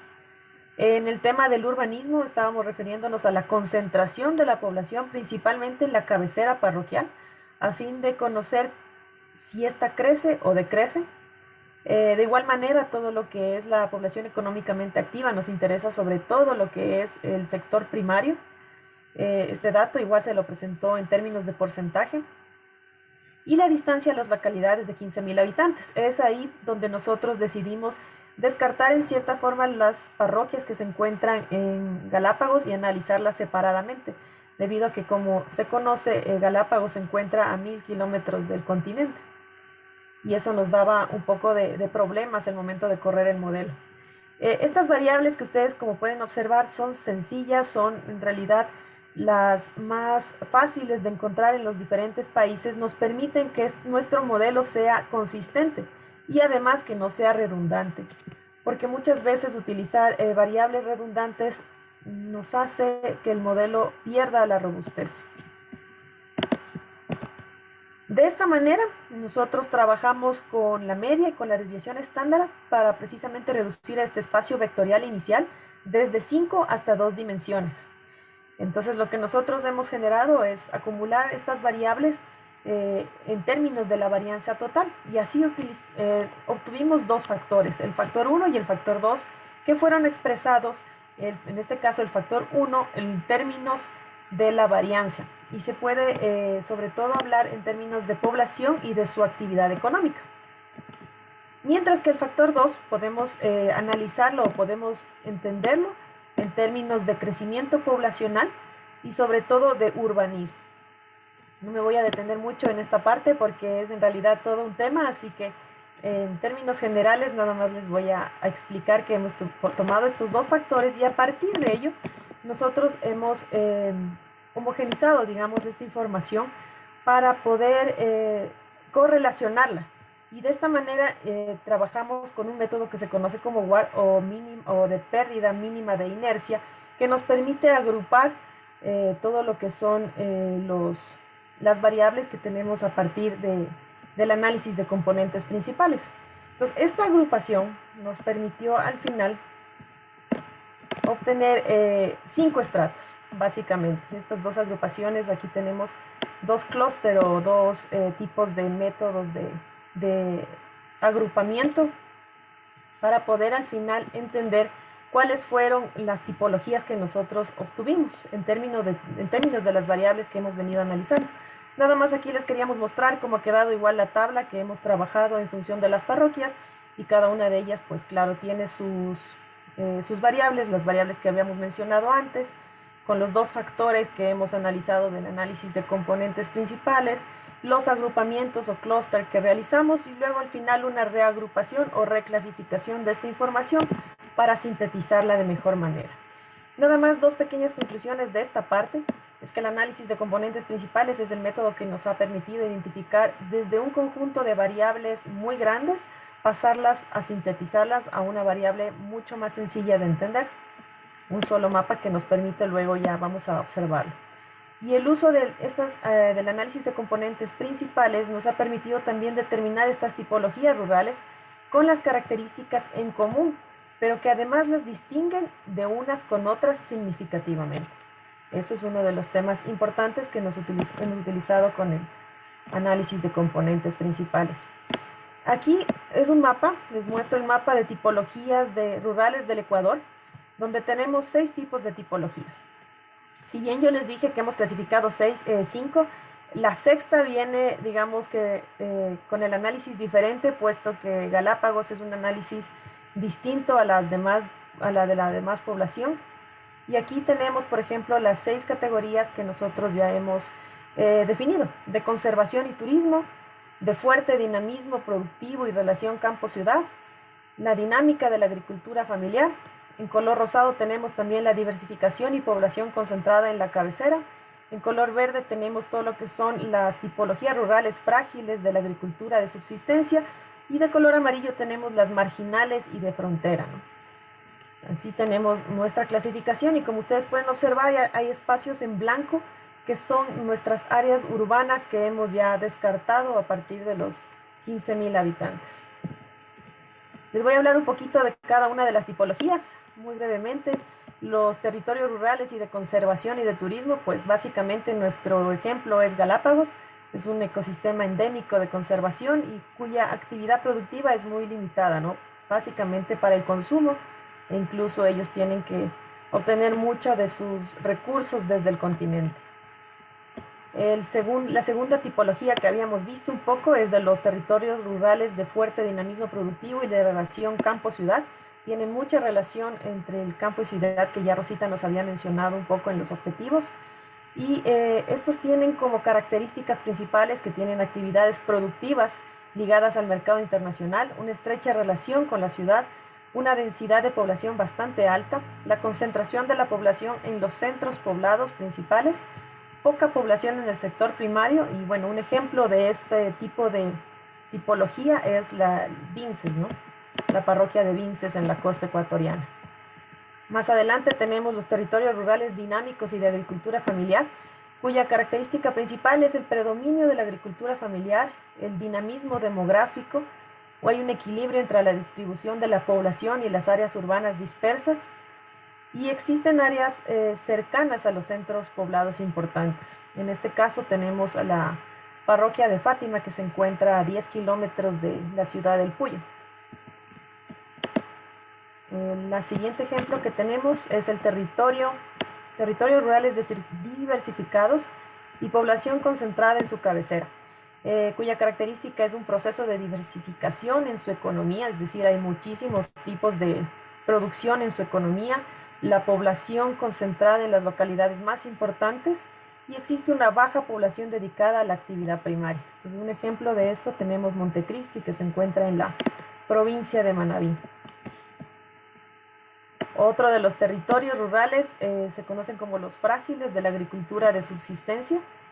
Más bien son zonas de baja capacidad productiva, un predominio de agricultura de subsistencia, básicamente para, como bien lo dice el nombre, para subsistir sus pobladores, y una disminución de la población. Ahí tenemos un ejemplo en Chinguinda, en la Amazonía ecuatoriana.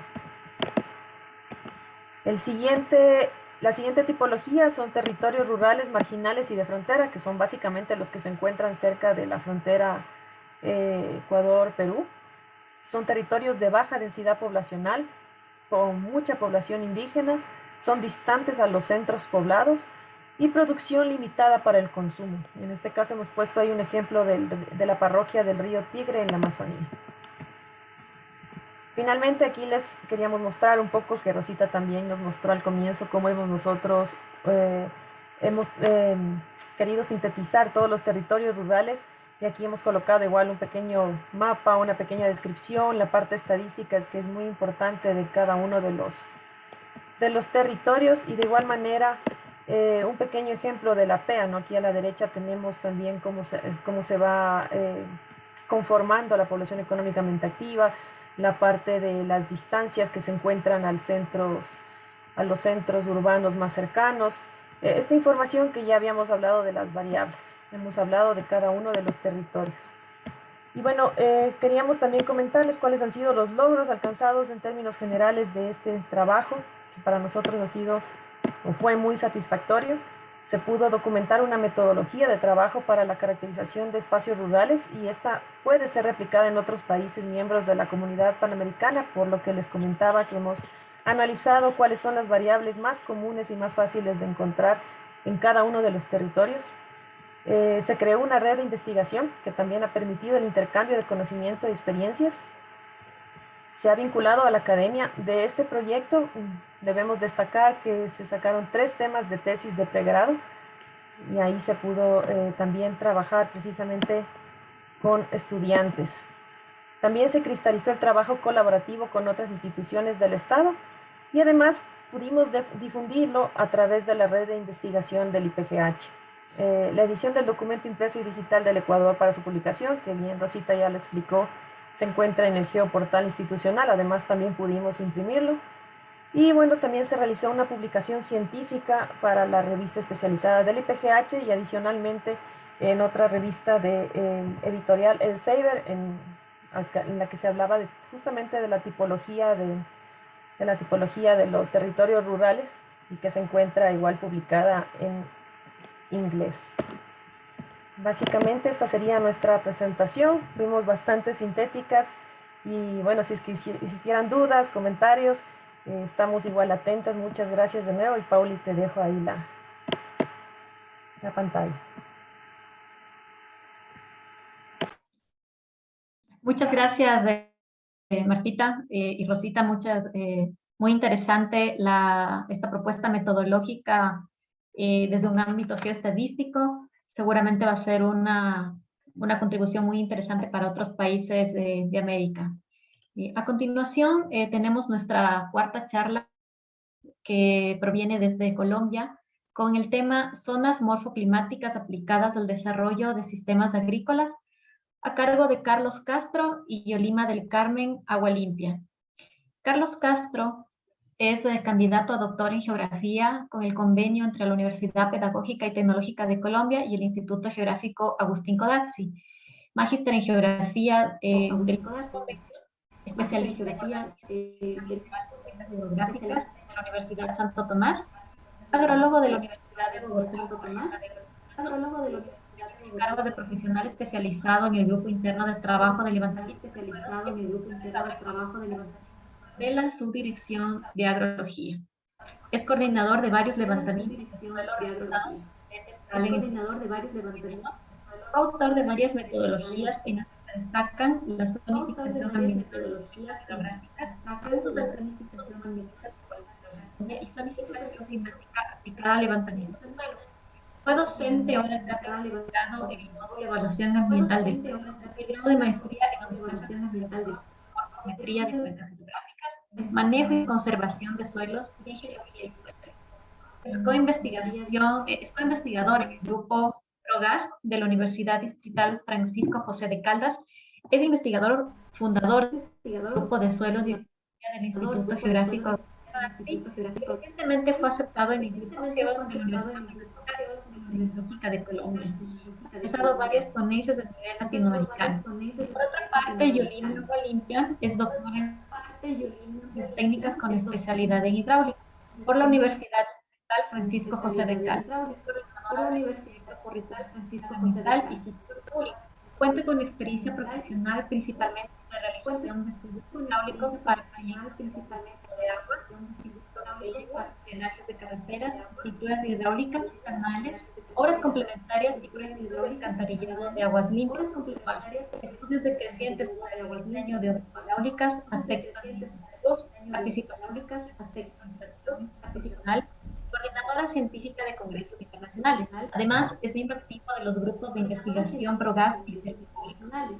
Es coordinadora de los grupos de investigación de Farmarena, es coordinadora de varios eventos de carácter nacional e internacional, autora de artículos en revistas nacionales de varios resultados de investigación y autora de varios capítulos en libros.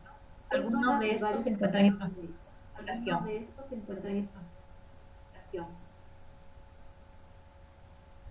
Carlos y Yolima, pues, adelante con su charla.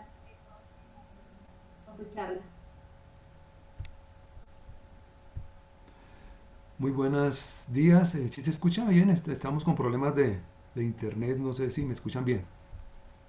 Sí, se te escucha muy bien. Ah, bueno. Bueno, muchas gracias por la invitación a la doctora Nancy Aguirre, a la doctora Inés Rey y a la doctora Yanini Zamora, que nos permite presentar un poquito el avance que hemos llevado con la doctora Yolima Gualimpia a partir de dos grupos de investigación, el grupo PROGAS, que es de la Universidad Distrital Francisco José de Caldas, y el recién grupo creado en el Instituto Geográfico Agustín Codazzi, que se llama Suelo Psicología. El tema de zonas morfoclimáticas es un tema producto de unas investigaciones que hemos realizado con la doctora Yolima, y entonces queremos presentarles a ustedes. Básicamente hemos desarrollado el primer proyecto de investigación, que fue Alternativas Metodológicas para la Determinación del Caudal Ecológico. Quisimos incluir allí el suelo como un elemento ambiental, el cual nos podría determinar lo que eran los caudales ambientales, los caudales de mantenimiento de los ecosistemas fluviales. Es una primera aproximación que hicimos, que lo llamamos eclecticismo del agua. Eso pues estaba también apalancado un poco con el grupo de investigación de suelos y ecología de la subdirección de agrología. Posteriormente, con el mismo grupo PROGAS, hicimos una nueva propuesta, una propuesta metodológica para una zonificación climática a diferentes escalas en el territorio colombiano. Eso pues derivó muchos productos que pudimos sacar en manuscritos. Principalmente es la zonificación climática, una metodología que sacamos, zonificación climática, cada levantamiento de suelos. Digamos que básicamente esos dos pensamientos, esas dos ideas que tuvimos me están ayudando ahorita en este momento con el proyecto de investigación de doctorado. A través de ellos pues para identificar lo que son las tierras con baja resiliencia al cambio de uso, que es prácticamente lo que estamos buscando. En esta presentación queremos abordar, digamos, tres problemas que tuvimos en cuanto a los primeros proyectos de investigación. Una que es la limitación de los pisos térmicos, que ya estaba en una revisión. Digamos que eso, los pisos térmicos para Colombia se daban a partir de las todas. Y la representación de escala pues era necesario tenerla presente. Después viene lo que es el problema que tuvimos con las estaciones climatológicas en el territorio colombiano, que básicamente estaban desplazadas. Tuvimos que hacer todo un ajuste allí para poder determinar nuestro patrón de gradientes térmicos. Y otra problemática que estamos abordando también es que tiene que ver con la correlación de los levantamientos de suelos. Hay muchos levantamientos de suelos a diferentes escalas, y queremos unificar todo. Queremos presentar entonces el mapa de zonas morfoclimáticas, que es el que ven aquí a la izquierda. Eso pues viene de una idea de tipo regional, de una geografía regional y de una geografía que llevó a cabo Jean Tricard. Eso lo hizo a partir de lo que fue el clima en la Tierra, ¿sí? Las zonas glaciares, cómo han dejado huellas en los paisajes. Pero eso también es aplicable a Colombia, y tenemos diferentes tipos de áreas que han venido siendo estudiadas por el Instituto Geográfico Agustín Codazzi a través de las regiones naturales y a través de un proyecto nuevo que era la jerarquización de las cuencas en Colombia. Entonces, a partir de esos productos y de la información de varios investigadores como son Antonio Flores, Ángela Pinzón, Eslava y otros que han escrito sobre los gradientes de temperatura, pues seguir toda esa línea de investigación que es relacionar la temperatura con la altitud por cada uno de estos grupos. Básicamente estábamos reuniendo evidencias para poder revisar lo que eran los pisos térmicos que están allá abajito, pisos térmicos que son de Caldas-Lán, habla del cálido, del templado, del frío. Incluso el Instituto Geográfico adelantó unas variaciones, unas delimitaciones diferentes. Sacó el nival extremadamente frío, el muy frío. Entonces estábamos también revisando esa parte. Un poquito para ver el contexto de en qué relación hay entre la temperatura, la precipitación versus los paisajes, pues está dado en este gráfico, que es de 1950 de Peltier, y que habla por primera vez de las, digamos no por primera vez, sino vuelve y reacciona sobre lo que es las sabanas a partir de la delimitación de las precipitaciones y las temperaturas. ¿Sí? Eh, entonces tenemos, este es nuestro primer producto, el producto que es el estudio de clima, la zonificación climática aplicada a Colombia, en donde pues se hace una revisión de lo que fueron los pisos térmicos a partir de las gradientes de temperatura que salieron en cada una de las zonas. Básicamente la zona de estudio que le queremos presentar hoy es la región Caribe, que es la que ven ustedes arriba, es toda esta zona que está aquí. Prácticamente todo está enmarcado dentro de un clima que es el cálido seco. Pero el cálido seco pues se queda hasta allí la información, entonces era necesario mirar otras condiciones.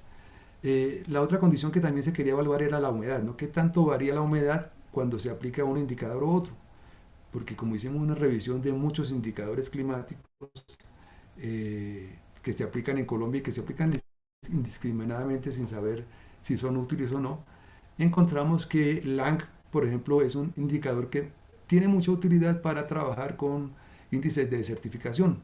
Incluso el índice de certificación que plantea la UNESCO, que es muy parecido al de LANC, ese pues cuando lo miramos a nivel Colombia, a nivel de los páramos, como lo hicimos acá, vemos que aumenta la humedad, o sea, vemos que hay unas diferencias grandísimas. O sea, él puede determinar muy bien lo que es la parte de los cálidos, los desérticos, los semidesérticos, y en cambio la humedad pues no la discrimina muy bien, caso que sí lo hace Holdridge, que es lo que precisamente utilizamos para hacer la distinción de los suelos.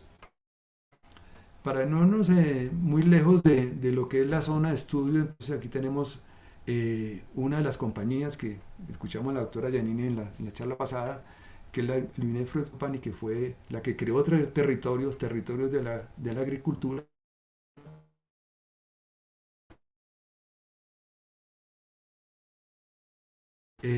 Como en el siglo,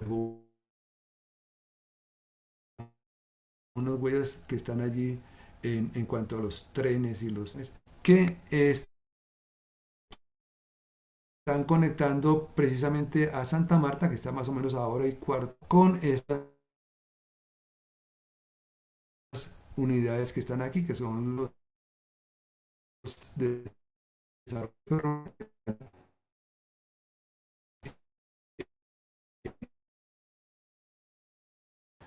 Allí tenemos algo así como una explicación espacial.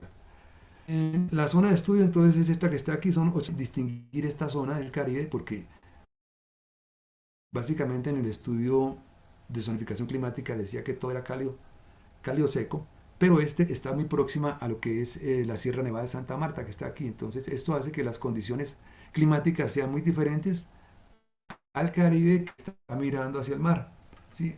Entonces eso hace que la zona sea muy diferente. En cuanto a los análisis que se dan dentro de esta zona de estudio, pues está también que hay unas zonas de protección de los cauces, que es una legislación que hay ahorita recién salida.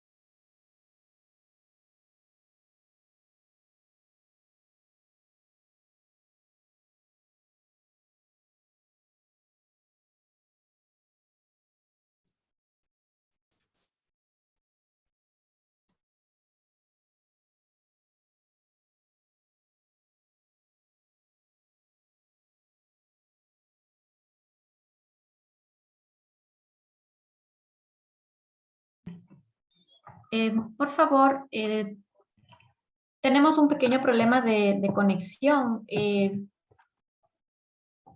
Nuestro panelista se desconectó por esta falla, entonces permítanos un momento, vamos a solucionar este problema y continuamos con la charla.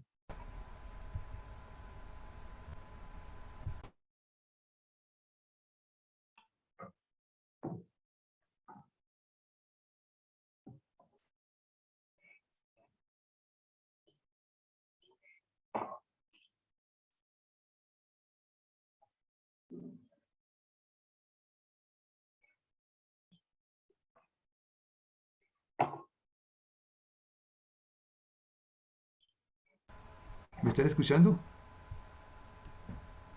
Sí, sí, sí, Carlos, te nos fuiste un par de minutitos,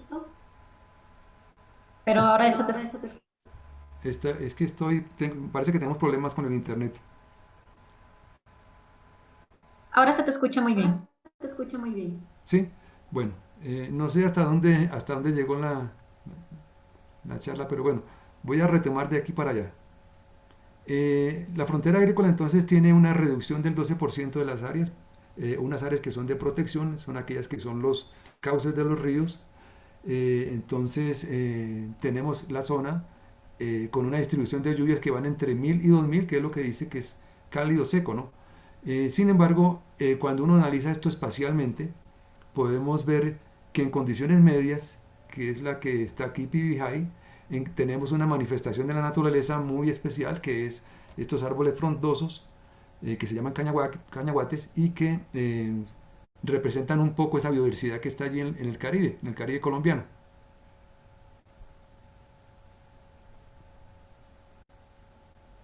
Voy a tratar de avanzar.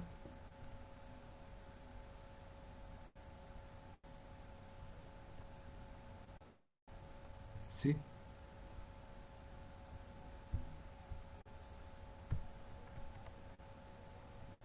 Bueno, en cuanto a la manifestación de la temperatura, también hay una forma de obtener mayor tipo de información, no solamente decir que la temperatura es mayor de 24 grados centígrados, sino decir cómo se manifiesta esa temperatura en el espacio, cómo se manifiesta en el relieve. Entonces, a través de los gradientes de temperatura, se puede observar esa variable que está perdida dentro de la clasificación climática. Entonces, cuando hicimos el gradiente de temperatura para la zona del Caribe, sector oriental, entonces encontramos que al ascender 100 metros en este territorio hay una disminución de la temperatura en 0.62. Entonces, eso es una información muy especial. También hay una relación directa que hay entre la temperatura y la evapotranspiración potencial. Entonces vemos que hay unos sectores que guardan más humedad y otros que guardan menos humedad o que pierden más humedad, y eso pues se manifiesta en las coberturas vegetales. Aquí vemos una parte más seca de Chibolo, este sector que está aquí, un poquito más seco que está aquí, y tenemos que también en el mismo Chibolo tenemos una manifestación de las coberturas que es diferente, es más frondosa, como la que ven ahí encima. Es importante también que cuando hicimos el índice de humedad de Holdridge, que lo utilizamos para hacer el reconocimiento de suelos y para hacer la clasificación de los suelos, se puede también utilizar espacialmente, y allí podemos hacerlo a partir de la relación que hay entre evapotranspiración potencial y la precipitación. Entonces ese valor entre evapotranspiración potencial y precipitación va a dar este índice que está aquí, y nos permite ver que el cálido seco está entre 1 y 2. Sin embargo, cuando se acerca al valor de 2, hay una transición climática que se puede registrar. Se puede registrar y se puede manifestar en el estudio de suelos. También a partir del análisis de la meteorización de los suelos, de las tierras. Entonces, donde hay mayor humedad y hay mayor temperatura, hay mayor evolución de los suelos. Casos como este que vemos aquí, que son los suelos vertisoles, que tienen la característica de que están llenos de arcillas y que presentan grietas, es un suelo más evolucionado que un inceptisol. Entonces ahí vemos algunas diferencias espaciales. Dentro de lo que planteaba yo al comienzo, que era la función ecosistémica de los suelos, pues está la de regular los caudales bases de los ríos a través de su capacidad de almacenamiento. Entonces, si analizamos la capacidad de almacenamiento para 4 sectores con las mismas características del suelo, pero con diferente precipitación, vemos que cuando la precipitación aumenta de 1100 a 1300, vemos que hay una mayor funcionalidad del suelo en cuanto a lo que es lo ecosistémico. O sea, hay un mayor aporte a los ríos, hay un mayor aporte en mantenimiento de los caudales de los ríos. Entonces eso es importante verlo allí. En cuanto a lo que nosotros hacemos en el Instituto Geográfico, que es la clasificación agrológica, tenemos entonces que Y ya hablamos de unas clases 1, 2, 3 que son las clases agrícolas. La 4 ya es una clase que es marginalmente agrícola y prácticamente pues se puede decir únicamente hay cultivos permanentes, hay agroforestería, pero también hay un gran alto nivel de conservación de las coberturas vegetales. Entonces, ¿qué hacemos nosotros con la información que les planteé al comienzo? Los índices de humedad. Entonces tenemos espacialmente identificados los índices de humedad. Podemos entonces hacer esa transferencia hacia los usos que se pueden dar en el territorio. Entonces, en el caso de la clase 4, digamos que todo el área de estudio fuera clase 4, entonces habría que determinar que los cultivos permanentes estaban en la zona más húmeda, ¿sí? En donde el valor de evapotranspiración potencial sobre precipitación es más alto, hay mayores posibilidades de que haya un buen desarrollo agrícola, mientras que en las partes de agroforestería pues hay unos menores consumos de agua y entonces hay menos posibilidad de que se den bien los cultivos. Y en esta zona que ya habíamos dicho que es una zona que es cálida y además es húmeda y además tiene una gran cantidad de agua de reserva, pues es una zona de conservación, y la siguiente zona pues sería un silvopastoril. Lo mismo sería con la clase 5, entonces ya los cultivos que antes eran permanentes pasan a ser transitorios porque en la clase 5 hay problemas de mucha humedad en el suelo, entonces hay que esperar que esa humedad baje. Entonces los transitorios es una buena oportunidad para poder involucrarlos allí. Cuando es una clase 6, entonces la parte más húmeda sería agroforestería, porque ya tenemos muchos problemas en cuanto a lo que son los suelos. Son suelos muy superficiales, son suelos pedregosos, son suelos que pueden tener una máxima pendiente del terreno, entonces pues van a cambiar allí las condiciones. Y en una clase 7 pues también lo mismo, entonces vamos a tener que aumentar esos índices de conservación, ¿no? Entonces ya no solamente vamos a conservar la parte que está aquí, que es donde están los humedales y está más meteorizada, sino también vamos a tener que conservar las coberturas vegetales de ese sector, si decimos que la clase agrológica es 7. Como aquí estamos hablando de espacios de vida es cómo se desarrolla la comunidad, cómo se desarrolla la gente allí. Y hay que decir que hay que estudiar también la historia de la comunidad, la historia de la región, el territorio. Y el territorio, pues, a partir de todos esos impulsos que se dieron a la agricultura en el siglo pasado, llegó mucha gente que nos trajo nueva cultura y nos trajo nueva comida, nuevas formas de, de mezclar los alimentos, y entonces tenemos diferentes tipos de sancocho de pescado, sancocho trifásico, sancocho de gallina. Tenemos también los productos de la vaca, como están aquí, el molde de queso, y también hay unos espacios de vida en donde se desarrolla la vida, en donde la gente se une, en donde la gente desarrolla su vida social. Entonces están en los ríos, en el río Tucurinca, en el río Fundación, en todo eso pues hay una gran cantidad de afluencia de personas que se reúnen a disfrutar de estos platos, de estas comidas, lo mismo que en las partes al frente de las casas, en donde se reúnen a jugar dominó. Si nosotros mezclamos eso con lo que se da en la región, los cultivos permanentes que hay en la región, entonces uno averigua, son palma africana, palma de cera, naranja, hay unos cultivos transitorios de maíz, yuca, ñame, plátano, y todo pues tiene relación con la cultura, no es lo que consumen allá, no solamente es preparar estas tierras para exportación, ¿sí? Sino también que hay una seguridad alimentaria que hay que cubrir, una seguridad social que hay que cubrir. Entonces tenemos toda una serie de especies que nos van a poder dar la oportunidad de poder recomendarle a las comunidades qué y cómo debe manejar sus tierras. Entonces están los agroforestales como la teca, el cedro, el balso. Hay algunas razas que se han venido agregando a la región, como son el romo sinuano, el costeño con cuernos y otras especies menores que se han venido dando allí. Entonces es importante tener en cuenta que para eso hay una oferta natural, la cual se debe potenciar, ¿no? No tanto es llegar con nuevos cultivos, no es tanto decir vamos a sembrar sorgo, vamos a hacer lo que ya ha pasado en Brasil con la soya, sino que hay una oferta natural y una oferta social que hay que fortalecer, y eso pues es la propuesta que traemos nosotros.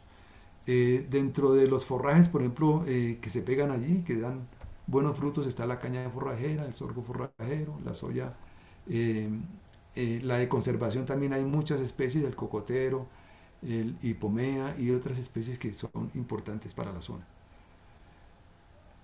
Nosotros no tenemos todavía unas conclusiones porque estamos en el proceso de poder generar mayores elementos para poder analizar los territorios. Pero llegamos a estas consideraciones. Las zonas morfoclimáticas permiten mostrar gradientes de temperatura producto de los cambios de relieve y características ambientales derivadas de la incidencia de los rayos solares. Prácticamente las zonas morfoclimáticas están dadas por esas condiciones naturales que son los vientos, que son la orientación de las vertientes, la cercanía a los cuerpos de agua. Eso es muy importante porque permite generar y ver toda esa variabilidad espacial. La temática que quisimos aquí reforzar con esta presentación fue la biogeografía, pero también algo de historia, porque con ella es posible estudiar patrones o modelos de distribución de la diversidad en las sabanas. Mi proyecto de investigación está orientado a las sabanas no solamente las sabanas del Caribe, como la que estamos presentando ahora, sino las sabanas estacionales, las sabanas que son calificadas, digamos, en los contextos cartográficos mundiales, a los encerrados en Brasil, y otras cuestiones como esa. Los espacios de vida pueden armonizarse con los sistemas productivos para lograr un desarrollo territorial en el que se incluya a las poblaciones locales en el desarrollo de los territorios. Eso es pues básicamente lo que queríamos traer para todos ustedes, compartirles. Hay una gran cantidad de bibliografía que se puede consultar respecto a lo que es la utilización de la climatología como un elemento espacial, como un elemento que puede ayudar a caracterizar y a definir cosas y a definir usos del espacio. Bueno, muchas gracias. Espero que me hayan escuchado porque he tenido problemas. Muchas gracias, Carlos. Muy interesante la que nos has dado y esta perspectiva geográfica de la planificación territorial. A continuación, tenemos algunas preguntas de nuestros asistentes. Para esto, recordarles que cada uno de los panelistas cuentan con un máximo de 5 minutos para contestar a todas las inquietudes de los participantes. Tenemos una pregunta para Carmen que nos dice ¿qué tipo de minería hay en la zona y cuáles son los principales problemas ambientales que están creando?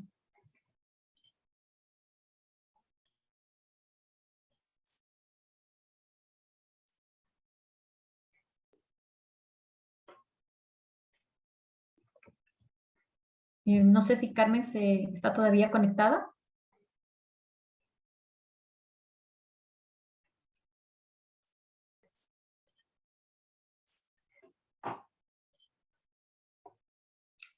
Bueno, veamos, mientras vemos si es que Carmen puede contestarnos nuestra pregunta, tenemos también otra inquietud para Marta y Rosita. Nos preguntan si es que analizaron otras opciones de técnicas de reducción de variables a más de componentes principales.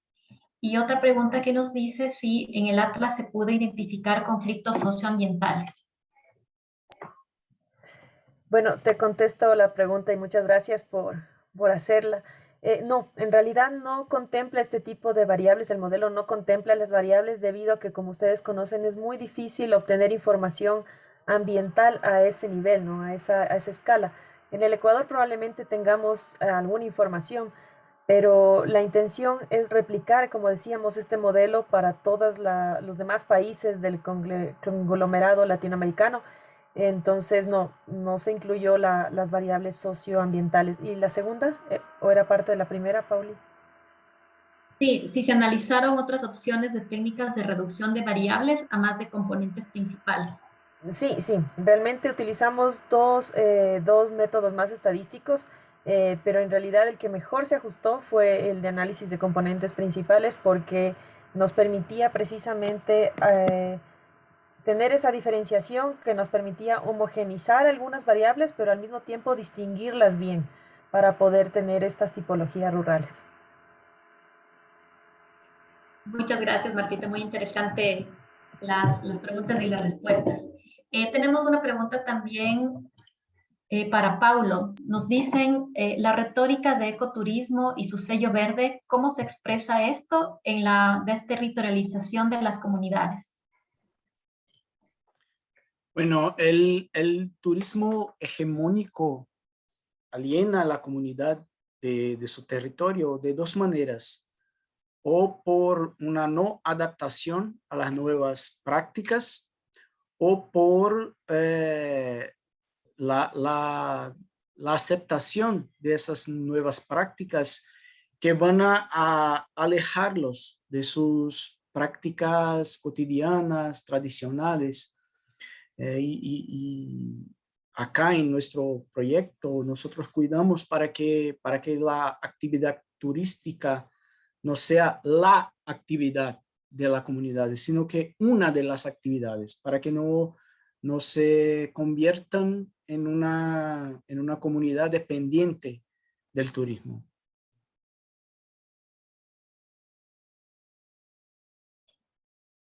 Muchas gracias, Paulo. Tenemos una pregunta también para Carlos. Nos dicen, ¿en qué zona morfoclimática existen mayores conflictos por extractivismo? Sí.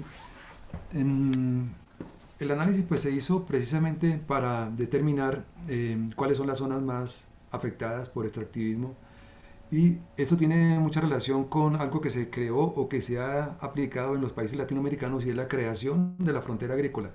La creación de la frontera agrícola se da ahorita para las sabanas, más que todo para las sabanas de colombianas, y más que todo es para la zona morfoclimática de la Orinoquía. La Orinoquía pues hace parte de lo que es la sabana estacional, que es precisamente donde está mi proyecto de investigación. La sabana estacional, hay una sabana estacional y hay una sabana de inundación. La sabana de inundación, digamos que ya ha venido siendo utilizada desde hace varios tiempos. Ahorita la que está mayor afectada y tiene mayor amenaza es la sabana de la Orinoquía, la sabana estacional de la Orinoquía, que hace parte de todo lo que son los límites con la selva amazónica, y entonces eso ha causado una apertura de la frontera agrícola hacia la selva amazónica. Ha sido la deforestación últimamente de muchas miles de hectáreas. Entonces esas dos sabanas, digamos que la parte del Caribe también está también con toda la cuestión allí para poder ser intervenida. Pero básicamente la que tiene mayor extensión de problemas de extractivismo entonces es no solamente por la minería, el petróleo, porque ya ahí está Cusiana y están todos los empresas petroleras allí, sino por la implementación de la palma aceitera, palma africana.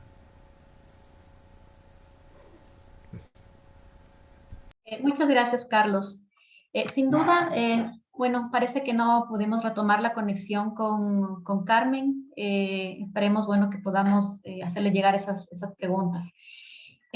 Sin duda, los tópicos que hemos tratado esta mañana nos han permitido ver la complejidad que existe en los territorios rurales y las distintas aproximaciones que pueden abordarse para su adecuada gestión.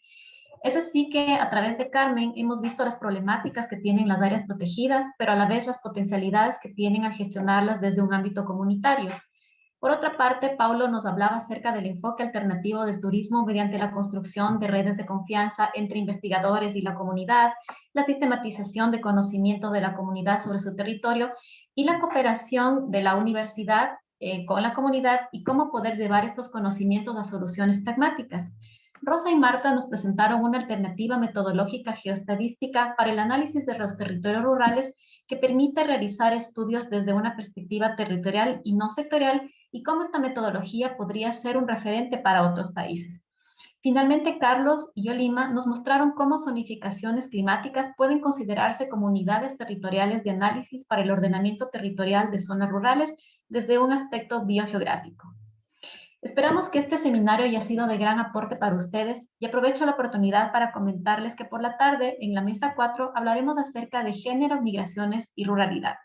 Finalmente, quiero agradecer a los panelistas por su participación en este evento y por haber compartido con nosotros sus conocimientos y experiencias. También a Janina y a los demás organizadores por la invitación a moderar este evento y a todos ustedes por su atención.